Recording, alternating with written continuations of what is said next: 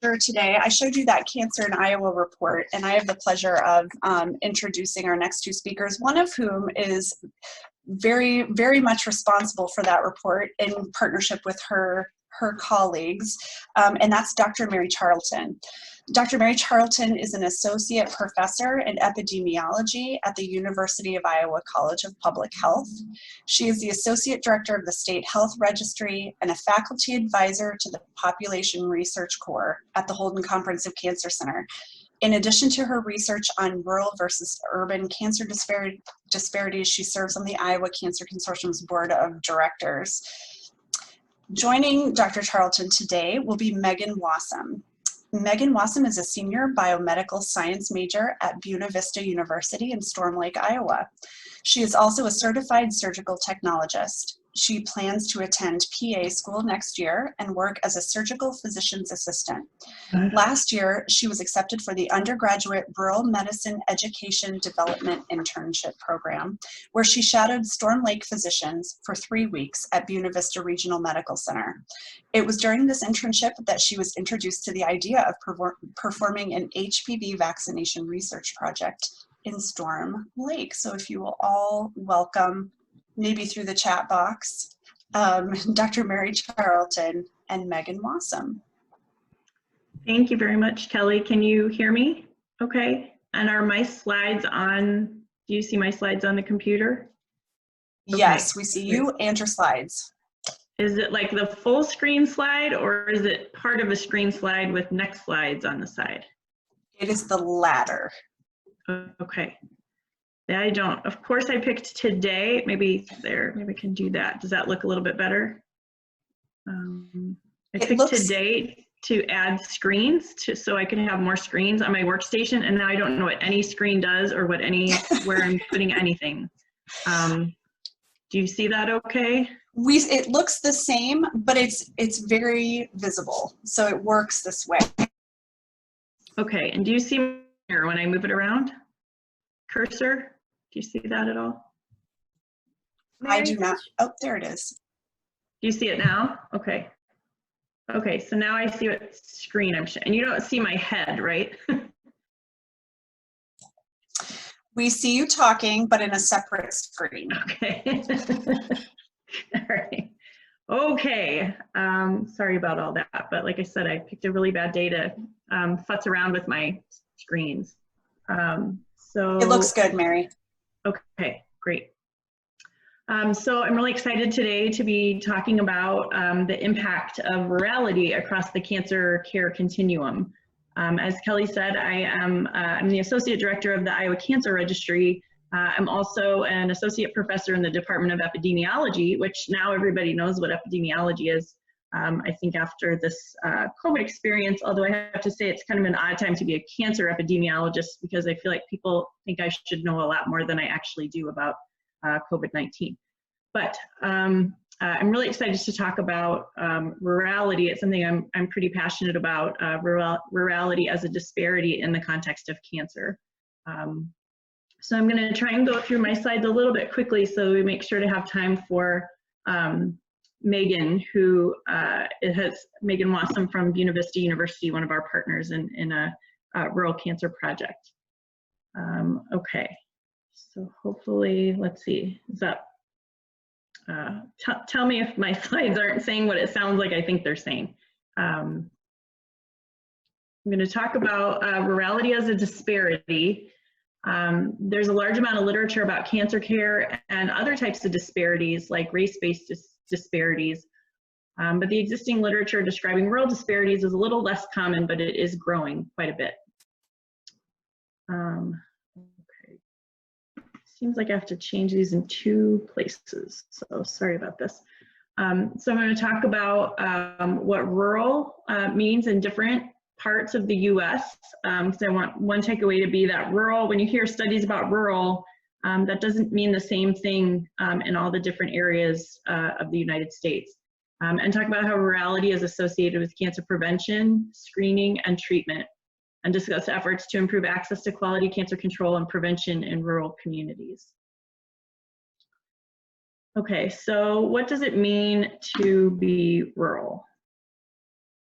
let's see, make sure. The term rural and urban convey, oops, sorry, like I said, I'm not sure which slide I'm changing, so I'm changing them both.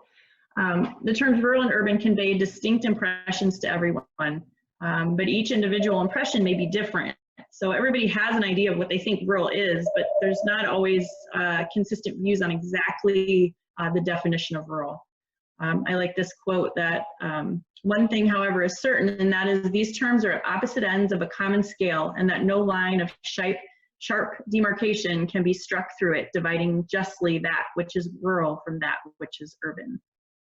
And I like this picture also from that same paper, which is actually back from 1938, where if you kind of think of it in illustration terms, there's this end that's, you know, very dense and conceitedly urban, and then there's on the other end of the spectrum something that's conceitedly rural, where people are very spaced apart, but it's not easy to mark off the breaking point between the two.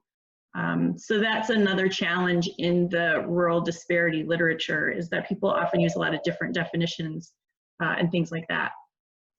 And those definitions can make a big difference. I'm not going to belabor all the sort of different definitions there are out there, but just wanted to point out a couple. That the Census Bureau has definitions for urban versus rural. They define an urban area as an area with greater than 2,500 people. There's urbanized areas which have 50,000 or more people, and then urban clusters which have greater than 2,500 and less than 50,000 people. And then basically everything that's left over is rural. And so in the 2010 census, 59.5 million people, or 19.3% of the population, was classified as rural. And they classify quite a bit of suburban areas as rural. Here's a map showing that. So they generally overcount. It tends to sort of overcount what is rural, whereas others may consider that more suburban or urban. On the other end of that spectrum is the Office of Management and Budget definition. And that's based more on counties, how counties are classified. And that is what we often use in research, because a lot of times we have data at the county level. So this is a little bit more generally applicable to public health and public health research. And that defines metropolitan statistical areas with a core urban area of 50,000 population for a county. And then non-metro would include micropolitan areas, which are considered counties that have an urban core of greater than 10,000 but less than 50,000. And then neither metropolitan nor micropolitan, and that would be generally considered rural. So non-metro counties contain about 46.2 million, so it's about 15% of the population. And a lot of these metropolitan counties include quite a bit of rural areas. So this definition generally undercounts rural populations. And here's a map to show where the more red, more yellow, kind of orange red, those are non-metro versus the darker green, which are the metro areas. And you can see we kind of have a variation in Iowa. Okay, so I'm going to quickly go through some rural versus urban kind of comparison of cancer risk factors in the US. And again, one point I want to make is that rural means different things in different parts of the country. So in this study, it's a little bit of a dated study, but I think the relationships still hold true. If you think about the Midwest as going from Nebraska to Ohio here, and then we have the Northeast, West, and South.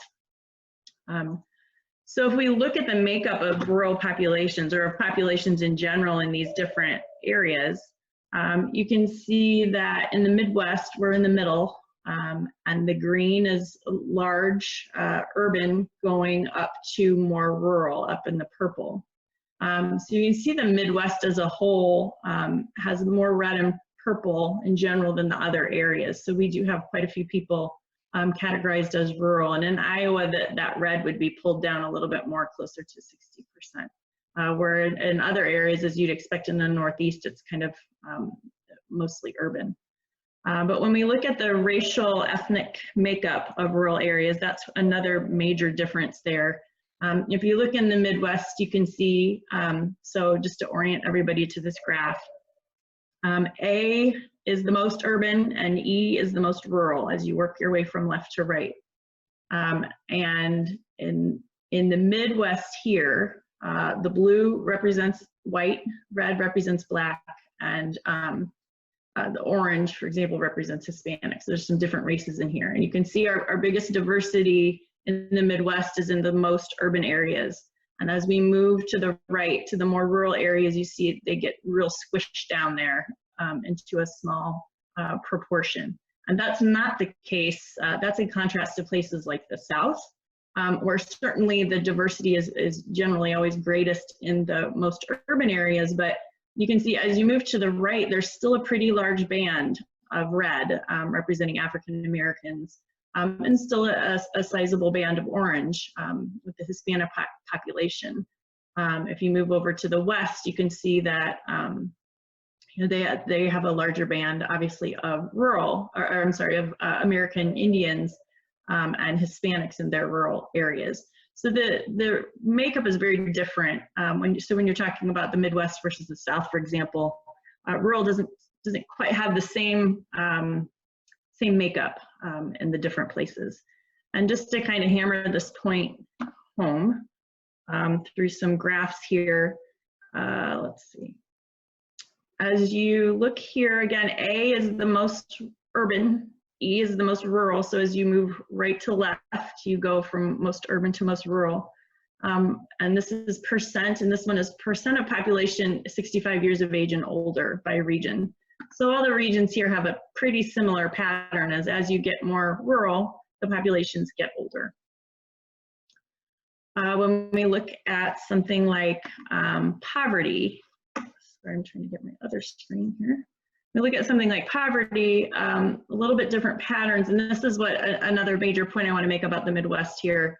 You can see in areas like the South, where there's some higher poverty in the urban areas, goes down in the suburban areas, and then comes back up and surpasses the urban areas in terms of percent living in poverty.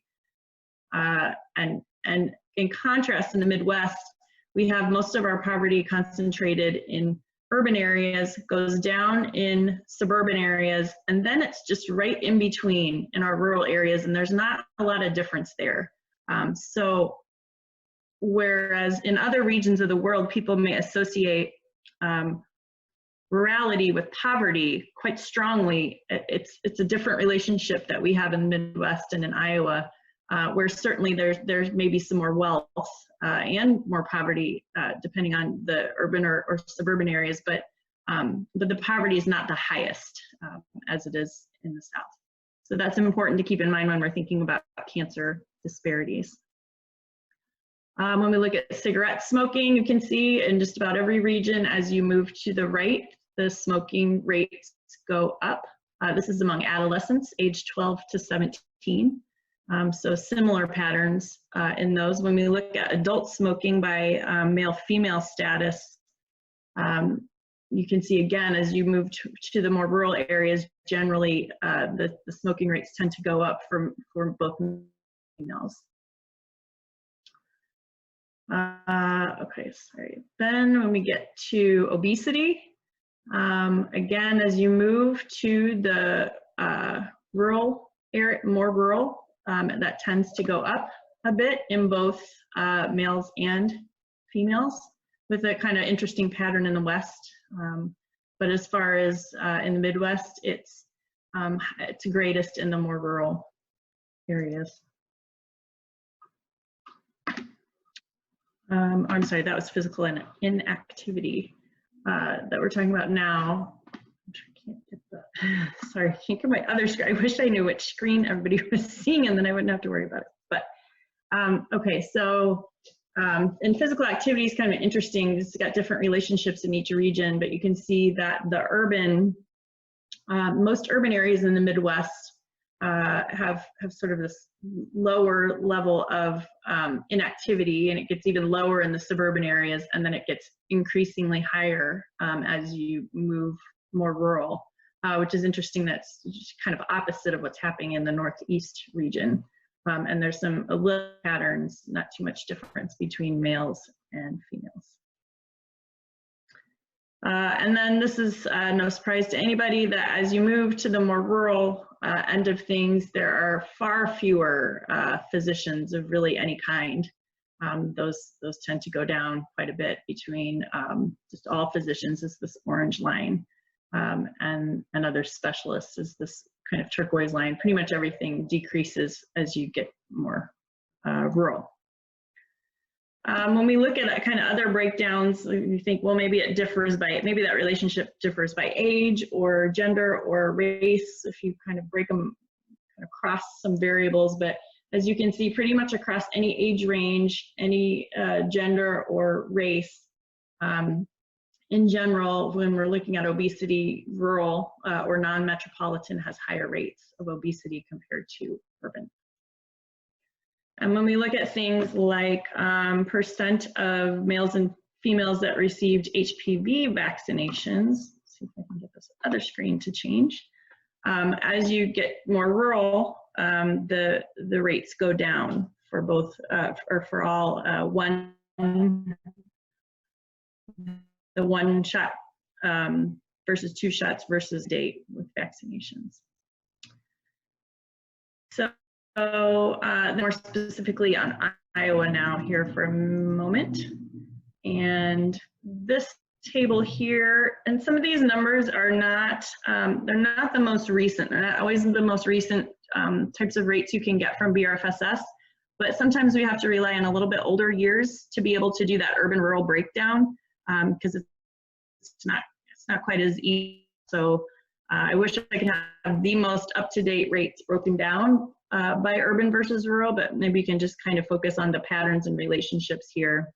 And you can see in any of these measures where you want the number to be as high as possible, like a mammogram, pap smear, colonoscopy, colorectal cancer screening of any kind, HPV vaccination series, in those lines, rural always lags behind urban in every measure. And then in the numbers where higher is worse, like things like current smokers, percent of adult population that reports a BMI over 30, those things, and for those factors, urban is worse off than rural. And apparently heavy drinking just happens all across the state, regardless of where you are. Okay, so then this is from the Iowa Department of Public Health, and Dr. Askelson at the University of Iowa College of Public Health. This just shows the percent of HPV vaccination coverage, 13 to 15-year-olds in 2017. And you can see that Polk County is in the middle. This is where I really wish I knew which screen. Mary, your mouse is moving. My mouse is moving? Okay, yep, on this great. one, so that should be the screen. Okay, great. So Polk County here in the middle, obviously one of or the most urban county, is kind of at the average, as is Lynn County, Story County, some of our more urban counties. Whereas you can see the orange where they're below the state average are really kind of in the more rural areas. Now that's not a perfect correlation. We have Johnson County here, which is urban, below the state average. But you can see a lot of the below the average is happening in the more rural parts of the state. And that pattern really carries through in the next several graphs I just drew really quickly. Sorry, Rachel, can you tell me one more time, do you see a multicolored graph now? Yeah, like red, white, and blue kind of. Yes, okay, I'm gonna abandon my other screen then. This is, okay, so this is showing the percentage of women who had a mammogram in the past 2 years. So blue is good, that's the higher rates, and red is bad, that's the lower rates. And the urban areas are marked by these diagonal hashes here, and the rural areas are marked by these little squares here. So in all these graphs, these maps I'm gonna go through pretty quickly, you can see that here, this is Polk here in the middle. Here's Johnson, Lynn. You can see most times the blue is happening in the urban areas, and the little squares are happening in the rural areas. Not always, but in another pattern I'd like people to kind of notice is that in a lot of the things I'm going to show here, there's this kind of north to south drift of where we tend to see more blue in the north and more red in the southern part of Iowa. Not perfectly correlated again, but that's definitely a pattern. So here's the percentage of women who have had a PAT test in the past 3 years. Again, here's Polk, blue, Johnson County over here. The blues are the rural, or I'm sorry, urban with the diagonal. And then you see a little bit more of the orange and red, typically in the rural areas there. Same with if you've ever had a colonoscopy. Again, here's Polk, and you see most of the urban areas are blue, and a lot of the rural areas are yellow, orange, or red. And then we have, whoops, I think I skipped one. Ever had a colorectal cancer test? Similar pattern with a little bit more red in the south, and the urban areas having the higher rates of screening. When we look at current smokers, again, definitely this kind of north to south, where most of the places in the north are kind of around the average, a few red spots there, but the blue are in the kind of more urban areas, and you get the red and orange and yellow kind of down in the rural southern areas. And when we look again at obesity, you get the lowest obesity rates. Again, here's Polk, Johnson County. Obviously, it's a widespread problem across Iowa, but I can see again that the red showing up in more of the rural areas and more often in the southern half of the state. And then here's the heavy alcohol consumption, which is a little less clear of a pattern. Again, that's a little bit more widespread phenomenon regardless of urban-rural status. But again, the lowest rates happening in the urban areas here. This is just showing people without health insurance.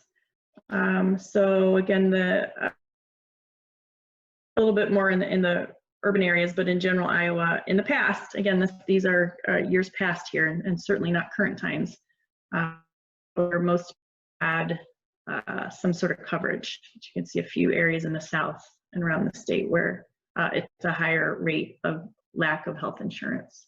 So definitely some patterns. When we look at, I just want to talk real briefly so I can get to more of the cancer statistics. Health professional shortage areas with primary care, you can see the green represents the rural health professional shortage areas. The purple is more the urban. You can see more green there. It goes without saying that there's a lot more limited availability of cancer care providers in rural areas, and that people have to travel really far sometimes for any type of specialized oncology care. I'm going to skip past these and just go on to rural versus urban cancer incidence and mortality in Iowa. And I just want to start off with some overall cancer statistics from our cancer registry and then move into the urban-rural differences. We made this graph or something like it for Dr. Weiner, and it kind of presents a nice picture of what's happening in Iowa.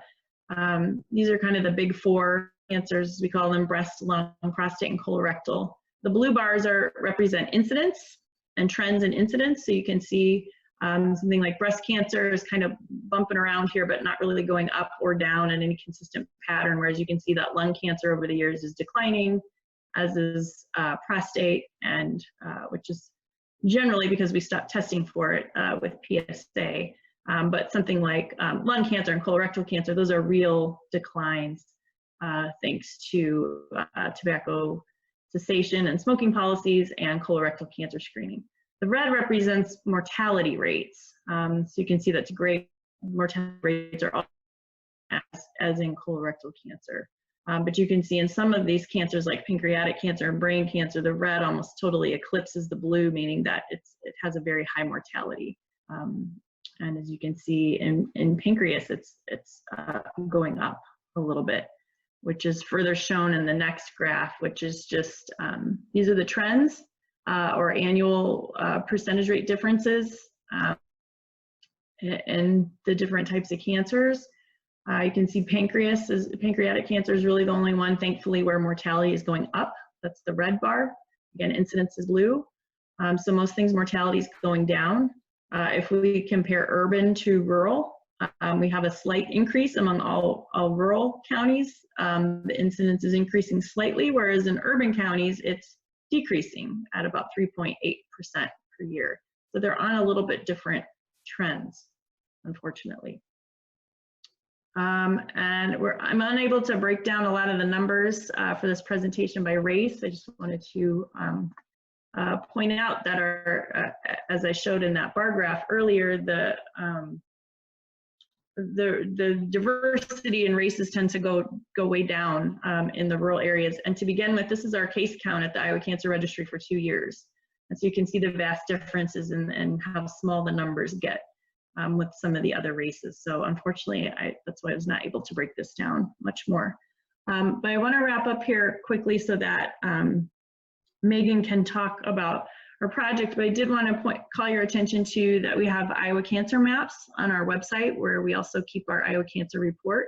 And they show differences in, you can see the maps here, differences in risk. So I don't want to call these hotspots by any means where they're red. It just means the areas in the zip codes in the red have a higher risk. There's a higher risk of developing breast cancer than in the blue, whereas white sort of represents the state average.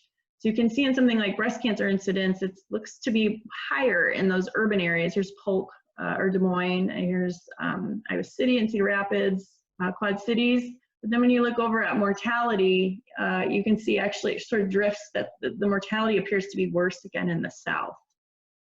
A little bit different pattern with colorectal cancer. But you can see again when it's kind of widespread. The incidence, Iowa is among the top states in terms of incidence for colorectal cancer, but then when you look at mortality, it's again sort of drifts down to the south where you can see higher mortality rates down there. And with lung cancer, unfortunately, because it's so deadly, the incidence and mortality maps look almost identical. You can see more red spots of lung cancer incidence and mortality again in those lower part of Iowa than in the upper parts.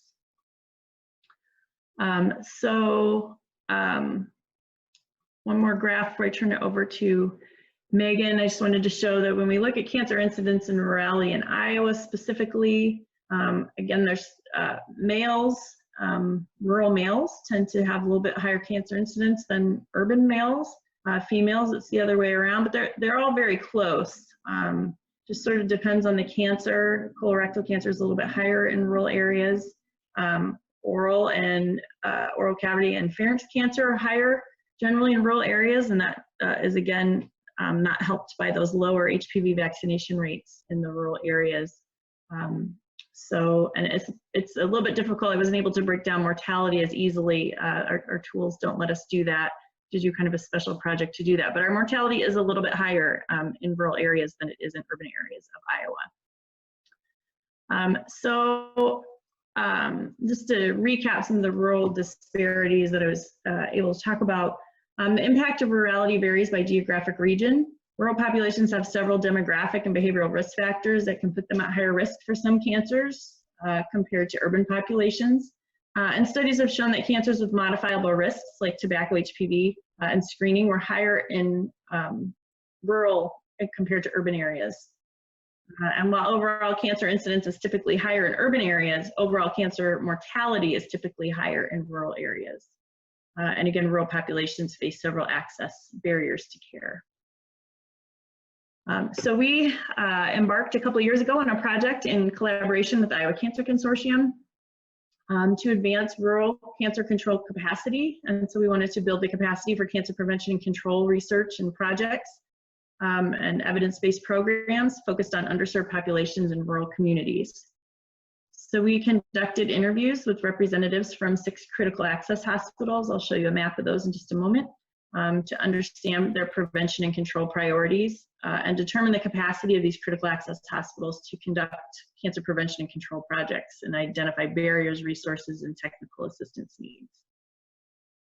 Our results showed that critical access hospital leadership perceived limited access to locally relevant cancer-related data and limited resources that can be used to implement cancer prevention programs. Very few rural communities choose cancer as a priority in their community health needs assessments, we noticed. And when we talked with public health departments in these same communities, they also have very limited resources.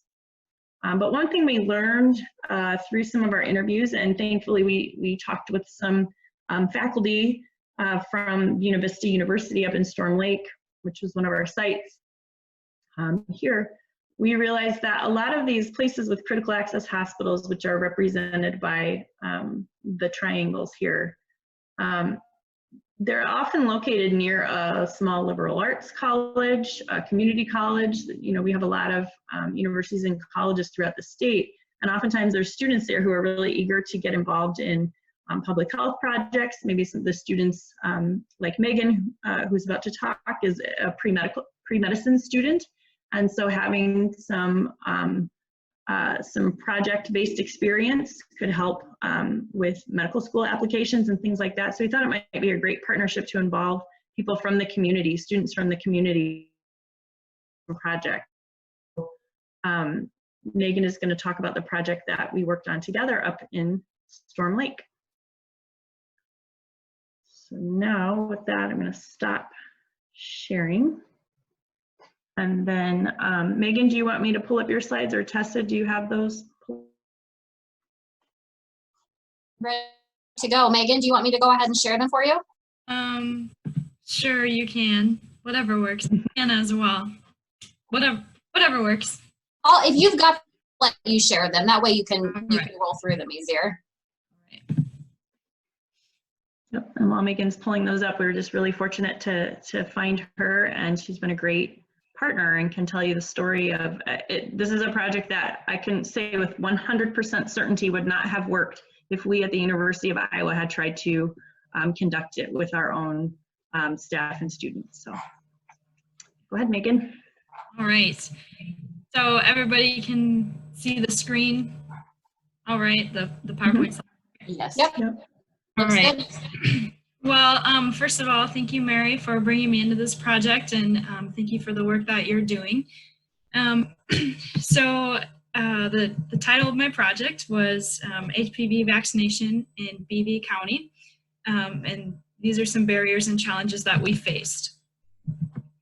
So just for a little background on HPV, it is the most commonly transmitted STI and is responsible for 90% of anal and cervical cancers, 75% of vaginal cancers, 70% of vulvar and pharyngeal cancers, and 60% of penile cancers. And HPV is, here we literally have a vaccine that is a cancer prevention vaccine. So current recommendations for HPV vaccination for males and females include routine vaccination for all children aged 11 to 12, and the vaccine can be administered to children as young as age 9. Catch-up vaccination is recommended for females aged 13 to 26 and males 13 to 21 who haven't been vaccinated previously or who have not completed the series. Males aged 22 to 26 years may be vaccinated. So this graph was just shown by Mary, but it's just a little reminder for why this study was important for us to do. So we have circled here BV County, which is where Buena Vista University is at, my college. And you can see by looking at all these numbers that BV County is actually the second lowest in the state, just behind Davis County down here, for completed vaccination series for the HPV vaccine. So clearly it's something that we needed to investigate, and so that's why we did what we did.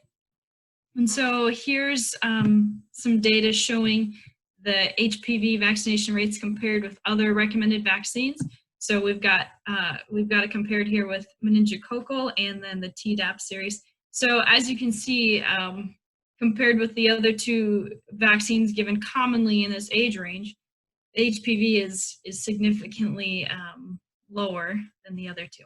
So again, just more reason for why we needed to kind of dive into what some of the issues are going on. Research shows that a clear, definitive provider recommendation is strongly associated with HPV vaccination initiation. What we thought would be to start by interviewing physicians in BV County to see maybe what their ideas were or what some of their thoughts were behind reasons for why the vaccination rate is so low in our county. So here's a little background on the project. So I again was introduced to the project during my rural medicine internship that I did in January of last year. And I got in contact with Dr. Mary Charlton to see what I could do to help with this project. So my hypothesis was that physicians in the area would attribute our low vaccination rate to the unique cultural barriers found in BV County. So in Storm Lake, we have 2 Tyson manufacturing plants, and a lot of the employees at these plants are people of all sorts of different races. So we've got Hispanics, and we've got people from Africa, and we even have people from Micronesia. So we have a really unique population. And so I was thinking that maybe the reason the rate is because maybe physicians have a hard time communicating the importance of the vaccine with this culture, with these different cultures involved. And so as part of a training process, I had online and phone meetings with the University of Iowa College of Public Health's Professor Askelson, MPH, PhD, to discuss proper quality interview techniques. And so she and I put together kind of a questionnaire form, and she kind of coached me on, how to ask questions without suggesting answers and things like that, because I'd never performed any interviews before. So she kind of provided me with the best way to go about things. And so then some difficulties that we faced with this project is contacting. So originally we got in contact with clinic managers, and they were very opposed to the interviews. So my very first step was to contact the clinic managers and say, what would be the best way to try to set up an interview with physicians? Could I have their emails? Could I have their phone numbers? What would work best? And I actually had who was kind of rude to me on the phone and was very much like, no, we're not going to participate in this. And so I had a discussion with Mary about it, and we were thinking maybe part of the issue was I had said University of Iowa. And since, we had BVU in the community and University of Iowa was down on the other side of the state, we were thinking, maybe people just don't want to think that that University of Iowa is coming in and kind of barging on territory or whatever. So we tried to figure out a different way to do it. And so I actually used one of the doctors I shared my internship. I just contacted him and I said, what should I do here? And he said, hey, come to one of our provider meetings next month and just tell people about it and see what happens. And so that's what I did. And then from that, I was able to interview 6 area physicians. And so then another difficulty that I came across was that pretty much all these providers that I discussed see mostly older patients. So 10% or less of their patient population was in the ideal vaccination range. So, it was kind of like I'd interview a provider and they'd say, well, I maybe see 1 adolescent a week. And so it'd be like, oh man, it's kind of hard, discussing adolescent vaccination with them when they don't see as many adolescents as we would have hoped. And so also in the Storm Lake area, we don't have any pediatricians. And so that's another barrier with that. So our methods included semi-structured interviews with 6 family medicine doctors in BV County. So some examples of the questions I asked was, does the physician recommend vaccines in a specific order, such as do they sandwich the HPV vaccine in the middle, like say your child is at the age range for meningococcal, Tdap, and HPV, or vice versa, something like that. Does the physician feel HPV vaccine is less, equal, or more important than other vaccines? How comfortable is the physician when recommending HPV vaccine, and how does the physician respond to parental hesitancy? So from these interviews, we were able to find some themes between all the things that the physicians were saying. And so the first theme is that physicians' beliefs on importance of the HPV vaccine. So of all the physicians interviewed, none really rated the HPV vaccine as high importance. 4 of them believed it to be equally as important, and then 2 rated it as a lower importance. It's not important. The 2 physicians who rated it as less important said cervical cancer can be detected in other ways, and that patients are not as likely to die from getting the vaccine as they are from meningitis, for example. And one of the providers stated that if parents are reluctant about the HPV vaccine, that she does not push the vaccine. So if they say no, she's just like, all right, you don't have to get it then. One provider mentioned that she does not think that low HPV vaccination rates are physician-driven. And this is something I'll kind of mention later, but she was specifically thinking that a lot of the issue has to do with anti-vax groups and social media groups, especially in the Storm Lake area. And so she didn't really think it was a provider fault. The second theme is that it was about parental hesitancy toward all vaccines. And so physicians estimate 95% of parents are comfortable vaccinating their children, while only 5% are not. Most physicians are able to help parents realize the importance of required vaccines and establish scheduled vaccinations. A common reason parents do not vaccinate their children is due to the belief that vaccines cause health problems like autism and cancer, and this stems from political questioning of vaccines. That worry is especially true if a child has not been regularly vaccinated throughout his or her life. And then again, like I mentioned before, a lot of the providers had talked about how social media influences vaccination rates through online anti-vax groups like Facebook pages and stuff. Theme 3, physicians believe, theme 3 is parental hesitancy toward HPV vaccine. So physicians believe parents are generally hesitant to have their child get the HPV vaccine due to misinformation from the media. It is a common belief that the HPV vaccine will cause psychological problems, paralysis, and seizures. And then this was kind of interesting. The most common thing that physicians hear about the HPV vaccine is that a child does not need the vaccine because they're not a sexually active child. And so parents believe the vaccine give their child free reign to have sex and a license to be promiscuous. And those were some exact words that I got from providers. And so to be a common theme that the vaccine is not seen as a cancer prevention vaccine, it's more seen as a vaccine associated with sexuality and things like that. So I thought that was kind of interesting. Physicians also describe the HPV vaccine as just being another shot and another expense. So then here are some more thoughts on theme 3.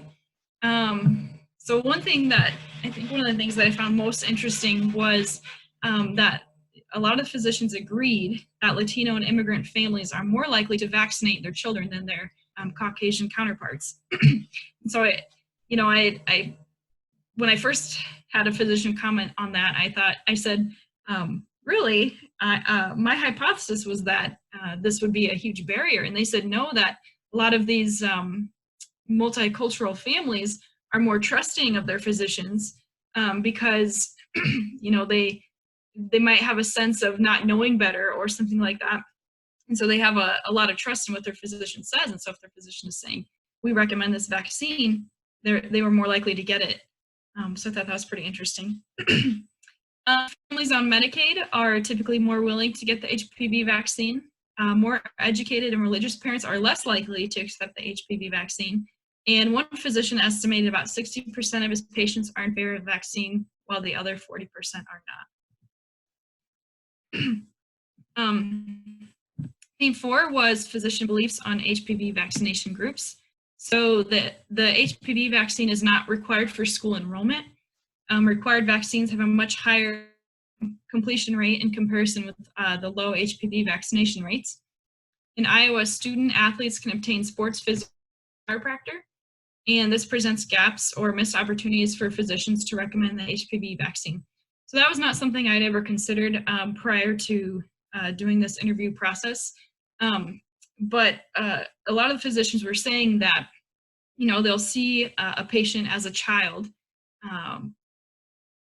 young, and they get years and they sort of fall off because they're not needing as many vaccines. They're not getting sick as often. They're kind of more independent from their parents and whatnot. And so they kind of patients at the adolescent age. And there was a couple of providers that had mentioned that they don't even see them for physicals because they can just go to the chiropractor, and the chiropractor is not someone who gives vaccinations. So those are missed opportunities. So I thought that was pretty interesting. Parents can be wary that the HPV vaccine is just one more thing that's recommended. And then also language and cultural barriers, immigration status, and socioeconomic status. So then we asked physicians what some of their suggestions were to improve the vaccination rates. And I think every single one of them said that they should incorporate the HPV vaccine in school vaccination programs and also offer it at pharmacies. And I had one physician that noted that it could be proved to be effective with the Hep B vaccine when it first came out. And so they thought maybe it'd be a good idea with the HPV vaccine as well. Normalize the vaccine as a cancer prevention method rather than an STI prevention method. Improve parental views of the vaccine, advertise and provide information on the HPV vaccine in schools, and advertise clinics offering the HPV vaccine to the non-English speaking population, as well as require it for school enrollment. So it seemed like, to me, like there was a lot of suggestion that somehow the school should kind of take some responsibility for the HPV vaccine, which I also thought was interesting. So then some conclusions and next steps would be to conduct semi-structured interviews with RNs in BV County regarding the HPV vaccination. So I had a few different physicians that had mentioned some comments like, oh, well, I don't really know that much about the vaccine, but my nurse does. And so I was thinking as a next step, maybe we could interview clinic RNs to see what their thoughts are. And you know, there's more RNs than there are physicians in the Storm Lake area, and so perhaps, you know, by that way we'd be able to you know, get more data and things like that. So that'd be a next step. And then another thing that we discussed would be have a pediatrician who's an HPV vaccine champion, as Mary puts it, to give tips to physicians on how to hesitancy. And so then finally, I want to say thanks to the University of Iowa College of Public Health for their work on this project, especially Mary and Chelsea and Savannah for doing the interview coding. It was a really great project for me to learn a lot, and it was really cool to get to interview physicians, and it was just a great thing to work on. So thank you. And it was such a pleasure to work with you too, Megan. And again, I think it was a great example of how we can work together across the state with all the great colleges and universities that we have, and really take advantage of those bright students like Megan to infiltrate the groups that would be really hard for anybody else to do from other parts of the state. So we're happy to take any questions if we have some time. So I had a quick question. This is Pushton Kasi at University of Iowa.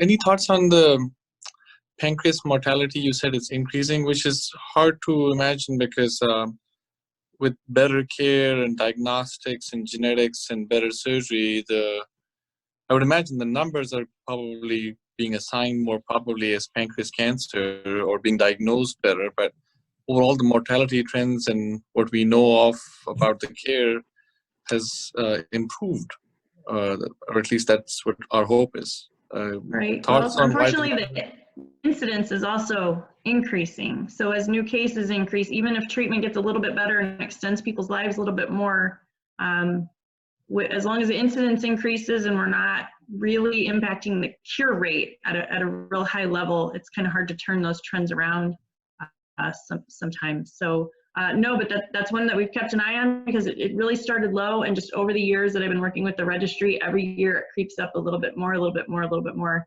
And so if you look with males and females combined, it's our #3 killer in Iowa.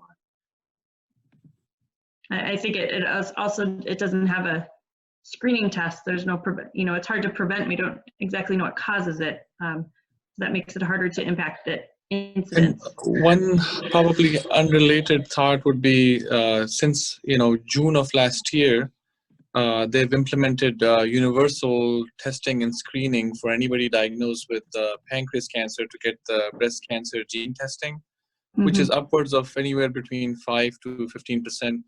Curious, from the Iowa Cancer Consortium registry, is that kind of data that we should look into? Because right now it's in the NCCN guidelines and the insurance should cover the universal testing, but the uptake is still slow. What we've done at the university, for example, is anybody who has pancreas cancer, our geneticist tags along regardless. I know there are other practices doing the same. It would be interesting to kind of see if that uptake makes a change or not. Definitely. And unfortunately, our numbers lag a little bit at the cancer registry, because we wait to abstract cases for about 12 months after diagnosis so we can catch all their treatment. So sometimes it's hard to catch those new emerging trends until a couple of years later, but those are great points that, and we might pick pancreatic cancers in the near future to focus our Cancer in Iowa report on. So I'll be sure to look you up for that.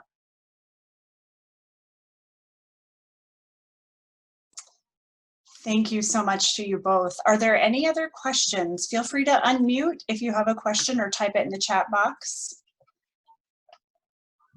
I realize I went through some of the maps and graphs kind of quickly. So if you're in a particular area of the state and want some additional information, that's again kind of what we learned from our project is, it's hard to get that local data. So to the extent that we can help at the registry or compile data from BRFSS and our other sources that are used in this, we're always happy to put reports together for if you're in a particular county or area, just contact me.